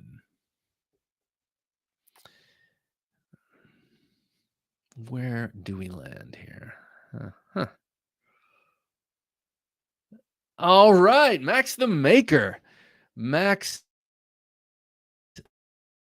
the Maker. This is your future, how you use this, because Max the Maker is one of our viewers who frequently talks about the different chores he does, he does with his knives, and he seems to live a pretty knife-centric life, or at least a pretty work-centric life. And Max the Maker, this is yours. Please do send your address, and I will get this out to you, not tomorrow, but Monday. I was going to say not Saturday either. It just does not let up. It will not let up until about Monday. So I will get this in the mail to you on Monday, Max the Maker. This is your awesome Off-Grid Knives Tracker X2. I'm not even going to touch it. I'm just kidding. I'm going to touch it. I'm going to put it in the box. I'll rub it down with alcohol just in case, and then I will get it in the mail to you, sir. Thank you so much for watching and coming here and participating in that giveaway. And thanks to everyone else who did. Next time. I like doing that. I mean, we do the Gentleman Junkie knife giveaway for patrons, and then on occasion I'll do just a random giveaway, and it feels good. It feels good to give away a knife. As a matter of fact, a great guy that I work with, engineer, his birthday is tomorrow, and I gave him a knife today, and it felt good to me, and he definitely liked it. And like later in the day, he's showing me how he's already opening it one-handed, and he's still working on the frame lock, closing it one-handed. But hey, for a non-knife guy, he's doing great. So I think at this point, I have bought a knife, or given a knife, I should say, to almost everyone I work with, almost everyone. And someone today was just saying they were setting up a shoot, and one of the newer cameramen, who's a great guy, I've worked with him a bunch of times, pulled out a knife to do something, and the old hand was like, "Oh, I see Bob got to you." Yes, he did. All right. So didn't win. Purchase your own off-grid knives. I like this lower third. So this is we have an affiliate link, theknifejunkie.com/off-grid, and help support Thursday Night Knives. Thanks in advance. They have a lot of awesome knives to choose from. As I showed before, this Stinger XL, I cannot recommend any higher than I am recommending right now. This is so awesome. Okay, most of their knives have gone to a V2, an upgrade, change, listening to collector users and incorporating changes. Well, this started out of the gate. This is a newish model, one of their newer models. And this started out the gate with all of those quality control improvements, or design improvements, I should say, not quality control. Quality has always been there, but little tiny design tweaks. This comes with it baked in as the version 1. Also, this is called the XL Stinger at a 4-inch blade, which leads me to believe that there will be an L and possibly an M. So if this is too big for you, I have a feeling he might be scaring up a smaller version of this, which would be pretty sweet too. He does that. He, being Kerry Orifice of Off-Grid Knives, does a lot of different sizes for his knives. The Watauga. Happy Haptics says, good chilling with you, Bobby, and the boys. Happy Haptics, always a pleasure, my man. If you're taking off, you have an awesome weekend, and be safe on Friday. Make sure you get to the weekend. All righty, man. Ryan Walker, good to have you here, sir. Tomorrow I get the wiring TIFF gear. Tomorrow I get the the Work Tough gear Amish John. I need to go to the Work Tough gear website because I want the Amish John as well. I also want the large, extra large Puzon Bowie. I saw someone was selling on Blade Forums today a small Puzon Bowie, and I just cannot get with the blade to handle ratio on that one. I'm sure it's just as amazing as every other Work Tough gear knife that I've tried, and I've only tried 2 that have been sent to me by Choir Boys Cutlery. But yeah, I would love to get my hands on that extra large Puzon. That thing is amazing. Predator, I think they call it.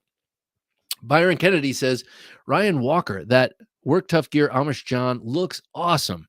A recurve Bowie fighter, no doubt. Yeah, that's the thing. Okay, so I was looking at those. I was assuming that the Work Tough gear knives were too kind of big and cumbersome to be fighters. You know, fighters need to be nimble and light in the hand. And when Scab sent me those 2 Work Tough gears, one was like a Sax and the other was a recurve Bowie, but not the Amish John, the Plague, not the Plague. Can't remember what it was called, but they both, though fat and very capable of outdoor stuff, they both seem like they could. They both moved around pretty well, pretty nicely. Burnt Toast says, I'm still trying to get the Work Tough gear Nomad. Oh, yeah. That Nomad EDC. That was Scab's fixed blade knife of the year. He loved that sucker. It looks just like the big Nomad, but small, obviously. Yeah, very cool design there. Let's see. Let's take a quick look at some Knife Life news. Dirk Pinkerton, who I'm always talking about. And actually, I have a video of my sub collection of Dirk Pinkerton designs, including this, and then including a number of production folders. Man, he's awesome. As I say in the video, as I say frequently, his designs are incredible, and they go out with Kaiser and Concept and others. But his work behind the grinder by hand is just stunning and amazing. Anyway, he just designed a cleaver for Shielden knives. This is the first knife he's designed for Shielden, and mixed emotions, mixed feelings. You can't love everything by an artist or designer, and it's not that I don't love this in particular. I'm just not a big fan of cleaver style blades. Though I got to say, looking at this picture that Jim has up right now, it's pretty cool. The overall profile. I don't like the holes in the blade. I do like the fact that there's a fuller there that you can, spidey flick it out or slow roll it out, or probably even thumb flick it. But it's also it's a front flipper. By design, it's a front flipper, but it looks like you could open it a number of different ways. And I do understand the holes in the blade are evocative of real cleaver, with the hole at the end that you hang it above your cutting board with. But I think the style overall, I just always want a point. I always want a point. And yes, you can take the edge, the point of a cleaver almost always and stick it in like clamshell packaging or whatever you're trying to open, but you can't thrust with it. And for me, that's important. Not because of my lifestyle, but because of my tastes, and what I think, what I like having knives around for. But 154 cm and Shielden, I just had tier one gear reviews, folding scythe. That's his inexpensive, or I should say high value, folding Pikal style knife made by Shielden. That prototype was awesome. I've had a couple of Shieldens come across this desk, and they've all been very well made, but um, but this one, I think when they do OEM work or design work from people like Dirk Pinkerton or people like Justin from Tier One, it comes out beautifully. They know how to make a knife.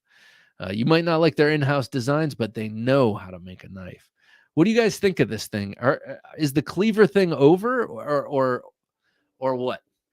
Or is it just me done with it? Weston Probe says, "Man, now I'm stuck on the Work Tough Gear website." Hey, Weston. Hey, Weston, can you put it in order for me while you're stuck there, please?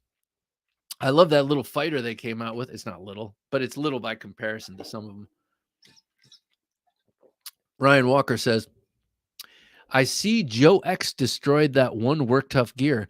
Could be the best in the world." I'm sorry. I seen Joe X destroy that one Work Tough Gear. Could be the best in the world. I have not. Is this the guy? I think I need to follow. Is this the guy who destroys knives and kind of like see how much it takes to destroy them? Work Tough Gear. Bob is a big time thrusting guy. That's right. That's right, Shane. Big time thrusting. Professor EDC says, "Oh, there are interesting collaborations for this year, starting with Alessandro DeSantis." Oh, Alessandra DeSantis. Yeah, that Italian woman. And Kubi, and then Barbudo and Beg Knives. Huh. That seems to be a match made in heaven, actually. It seems like their styles might just go together pretty nicely. Alessandra DeSantis has a karambit out that came out not too long ago where the hole is octagonal. And I think that's pretty cool. That's about the minimum amount of sides you could have on a non-circular karambit without having it feel weird. I think eight. Bob, check out, Byron says, "Bob, check out Nathan's Knives' latest G Carta scales backspacer.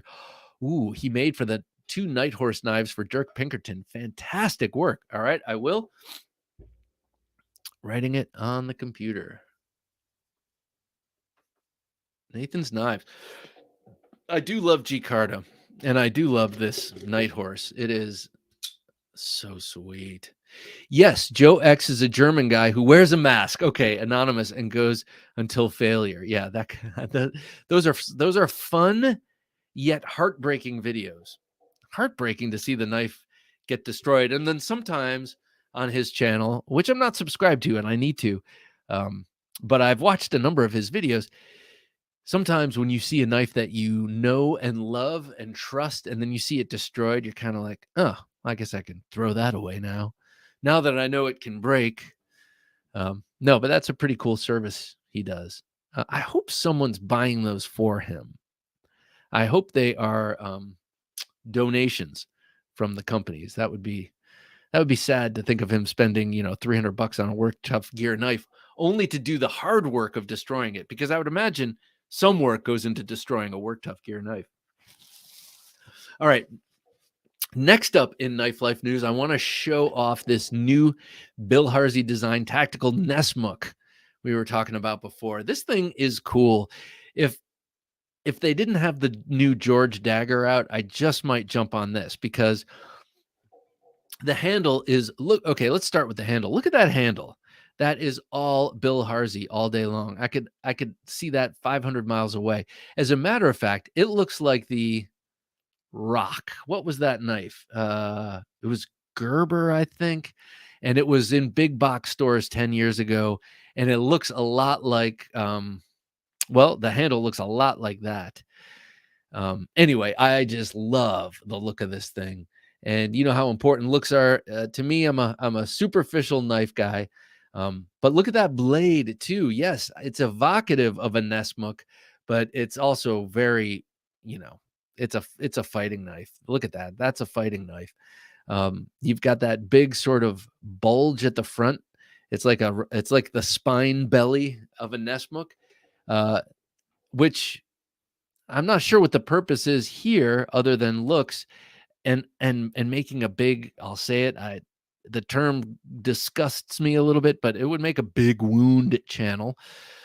But I don't understand what the purpose of the blade or what the blade shape is, what it does for out, like why it excels at outdoors work. Actually, Ketmuk, I'm sure you're very qualified to answer this. So if Ketmuk Neshart is still with us, why do you like the Nessmuk knife? I'm sure it's not just for the looks. Why is it so utilitarian for outdoor chores?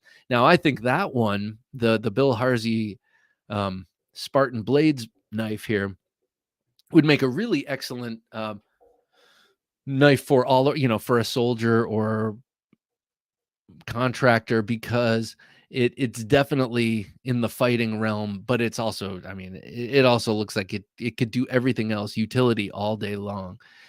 Some of these less expensive Spartan blades coming out. This is coming in at 198, I believe. This and the other Bill Harsey, new Bill Harsey designer coming in at 198.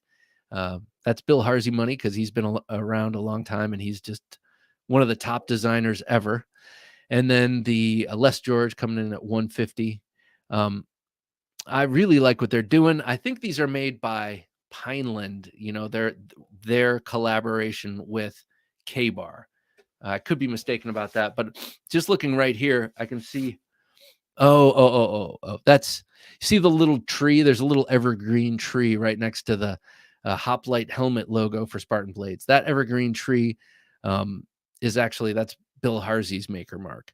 Bill Harsey comes from, he's also been on the show. You got to check out that interview.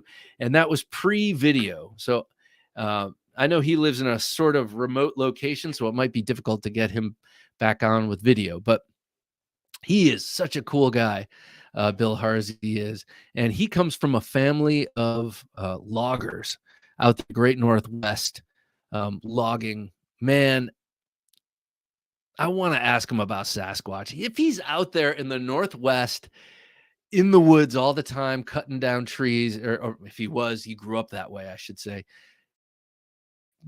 There isn't that his folk know of at least someone who has seen Sabe out there in the woods. And I think that is totally cool. G. Gleck says yes. I'm not sure what he's saying yes to. Probably the knife and not my crazy talk of Sasquatch. But there seems to be a rule that loggers don't report it, or don't, because they don't want the government coming in messing everything up.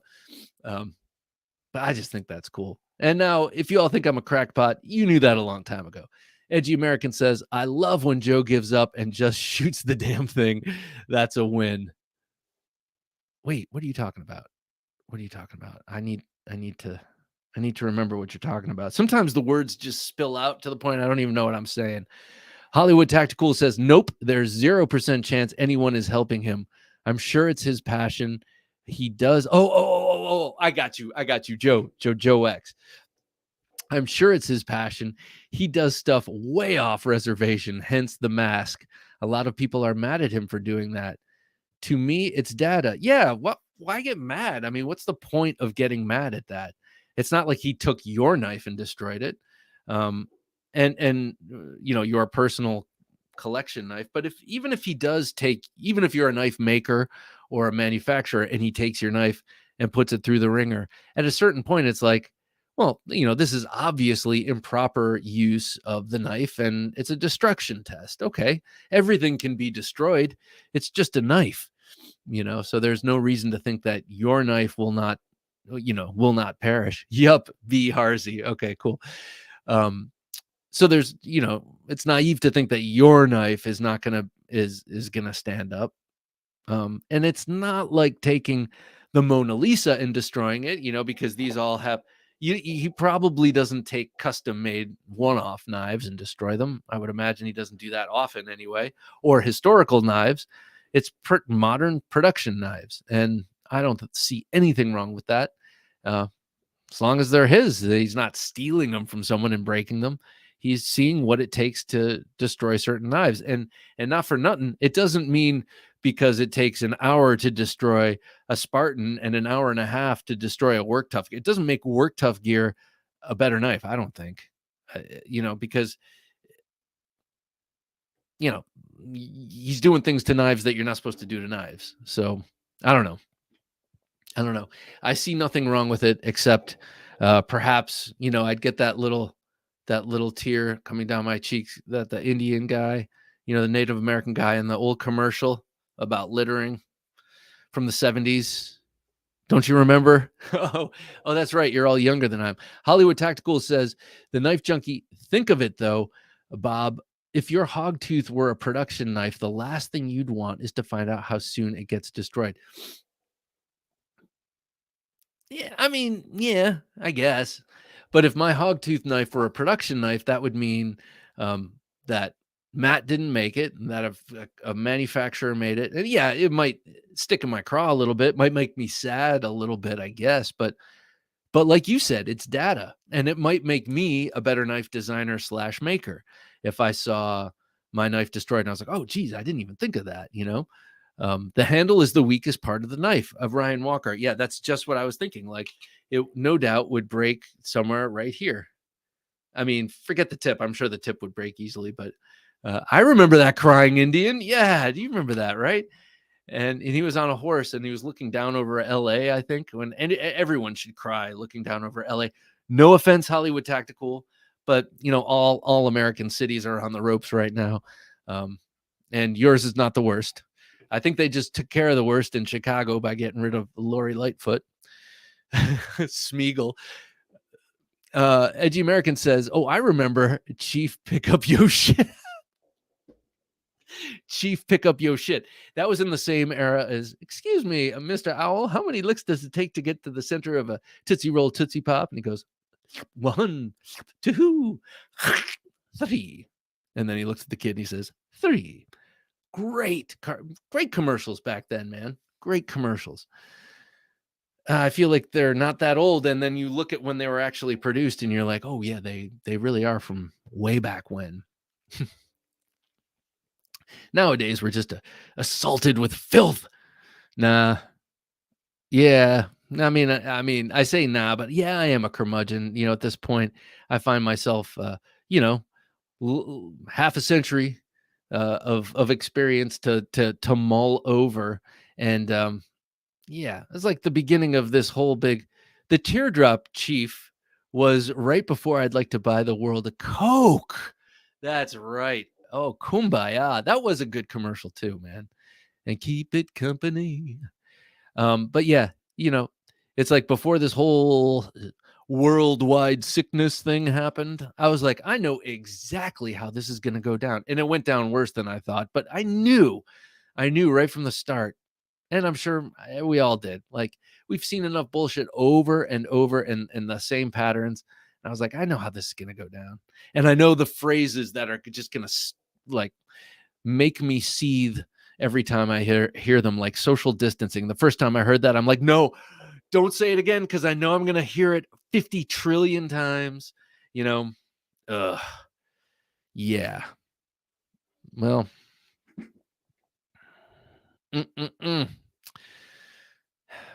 yeah. Well, I don't know why I'm veering into those thoughts, but that's why I do Thursday Night Knives, to expunge all of that crap out of me, man, and just talk about knives and talk with you good people. But yeah, sometimes if in an unguarded moment, the world's going to shit, you know, and I don't know if that's age or not. I'm sure plenty of younger people feel the same way, but they might not have the same perspective, having grown up in the 70s and 80s. It's like my daughter, who's 12 is like, she says this with some frequency, like, man, I wish I grew up in the 80s. I wish I grew up when you grew up and you could just like go out and play with your friends and then just come back for dinner and you go ride your bike. I mean, like, I did stuff that I'm sure we all did stuff that would really make me nervous if my girls were doing. So yeah, the world has changed and the world is always changing, and that's a constant. But I'm not liking the change so much. I got to say, I don't think it's a change for the better. I think people are becoming bloated wussies, and I think, but half of me thinks it's not completely their fault. Yes, everyone has individual agency and can control that, but I think there's so much pressure all around us um, to conform to this quote unquote non-conformist viewpoint, and it's terrible. It's awful. But all we can do is like live by example and not fall prey to that crap. And don't let people think for you, and don't let people put words in your mouth or tell you what you can say. That's the worst thing. That's the worst thing, is people telling you what you can and can't say. Like, yeah, that was like a main tenet of growing up in the 70s and 80s, is like, we're all free to say what we want. It's a free country. Like, you never hear anyone say that anymore. It's a free country. Hey, can I sit here? It's a free country. You don't hear that anymore because no one believes that anymore, because it's not. I mean, it is, and it's way better than any alternative I can think of. So that's something to keep in mind. Like, who does it better? No one. But it's scary to see how we're slipping towards their low goalposts. Like, heaven forbid, and forgive me if anyone here is Canadian, but heaven forbid we go the way of Canada or Australia. I feel bad for people in Canada and Australia and New Zealand, because they used to be on the frontier. They used to be rugged. They used to be rugged individualist type places. And they're under the thumb of some real pearl clutchers right now. And it just makes me sick. But all things will return, no doubt. And well, someday, hopefully, they are all free to have things like these. Speaking of things like these, this has become my nighttime dog walking knife. Yes, I have the Nova one on me. Yes, I have a folder on me. But this one right here, this is the Topps Zabo Express. Oh God, I love this. You've seen me show this off a number of times. This is a recent Topps release by Lacey Zabo. I love his work. I have the Felony Stop by him. What a great knife that is. Cool design. But this one is, I got the double-edged version, obviously, but this one is great. I carry this in CM style while I'm walking the dog at night. If anyone remembers CM FTW, he was an interesting dude. Matt Freeman. He was a knife maker and YouTuber, and talk about someone who wasn't afraid to speak their mind. He was not afraid to speak his mind, and he made some really cool fighting knives. And he collected, or he carried really cool fighting knives. He would get rid of one and buy another, and it was always a really nice, around 7-incher. But he was a felon and could not carry a gun, so had to carry a knife for self-defense. But in his state, which I believe was California, it had to be visible. So he would hang it or situate it on his belt at an angle like this, coming out from under his leather jacket. And then he could draw it like this, in reverse grip, or kind of turn your hand around and pull it out. But it was always visible, just hanging down. So it wasn't a concealed carry. So that's how I've been carrying this thing when I go dog walking at night. And I've been pushing ever closer to the woods at night, which I will admit is scary to me. Even my woods. And actually, the scariness is more an MS-13 scariness than it is a goblins and ghouls scariness. But that's always close at hand too. That kind of irrational fear of what you can't see. Ryan Walker says, the world is going to shit. I see a lot of stupid, weak white dude. No wonder all the girls like me.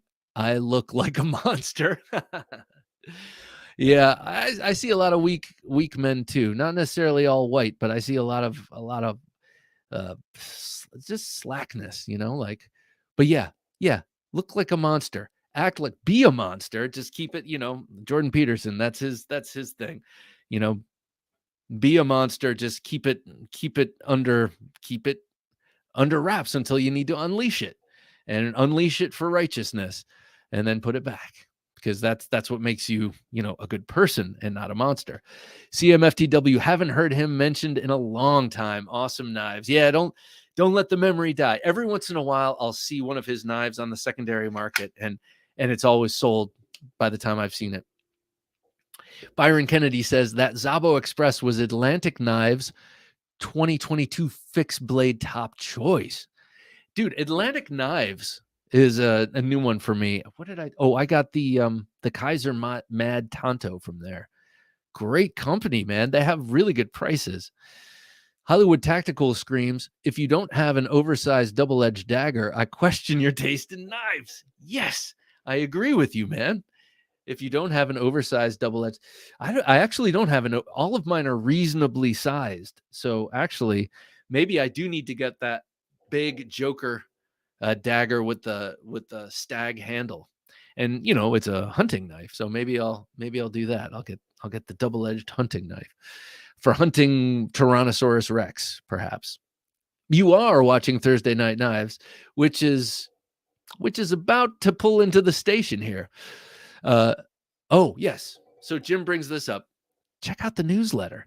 We've been doing it on a slightly more regular basis because right after we do one of our recordings, Jim always says, what you got for the letter? And I'm like, let me bust one out.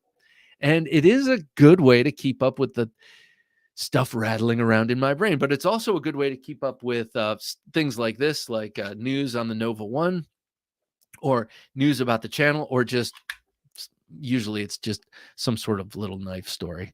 But do check it out, theknifejunkie.com/newsletter, and get on that list. Plus, that list means if we're ever deplatformed, no, I'm just kidding. We're not that special or big, but if it ever happened that they decided knives were bad, like real bad, like gun bad, or saying COVID-19 bad, then you might have to rely on the newsletter to hear from us or something like that. Blade Ogre says, thanks for the great show, Bob and Jim. Night, everybody. Chris, have a great weekend. You take care, man, and get those overalls to carry those 9 knives on you, man. I appreciate you. I appreciate you. Take care. Steve O. Taylor in Australia. It's 1 p.m. Ah, man. Steve O, good to have you here, man. We're about to close, but you can check out this whole show in a second. And one last thing, Steve O, how are things in Australia right now for knives? Let me know. Actually, we know from our good buddy down there, Cedric and Ada, knives aren't much of a problem. It's 1 o'clock on Friday. Steve O, I hope it's beautiful where you are, and I hope you're enjoying your Friday afternoon. My Friday morning is about to start in 2 minutes. Byron Kennedy says, thanks, Bob, Jim, Junkies. Have a better weekend, all. Well, you have an awesome, awesome weekend. Byron, it's always a pleasure, and thank you for your support, sir. Professor EDC, as always, great show, Bob, Jim, everybody. Thanks for the effort put in. We'll be in touch, Bob. Thank you, Professor EDC. I appreciate that. And yeah, great interview with Miguel Barbudo. Presumably, I couldn't understand it, but it looked like you guys were having fun. Have a knife day. Have a knife night. And always be knife to each other. Thank you, man. Have a good one. I'll look for your email. Nanny State. Okay. Thank you. Enough said. Yeah, it's happening here too. Great show, Bob. Thank you, Harry. Man, great to see you. Great to see you. And I want to talk to you soon, man, in over the phone. Mutiny Grim, good morning. Mutiny Grim from Iran. I was just talking about Taruf because I've experienced that. Ryan Walker, take care, man. Great to have you. And you have a fine, fine weekend yourself.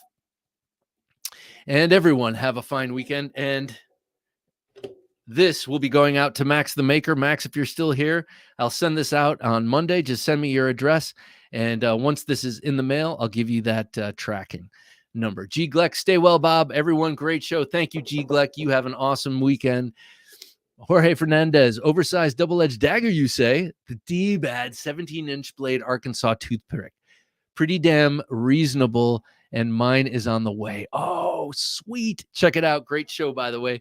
Thank you, Jorge. Actually, I've been going back and forth between that and the Rambo 3 knife that he designed and has been having them make. I've just been dragging my feet. But yeah, you're right. maybe I should go for his latest and greatest, the Arkansas toothpick.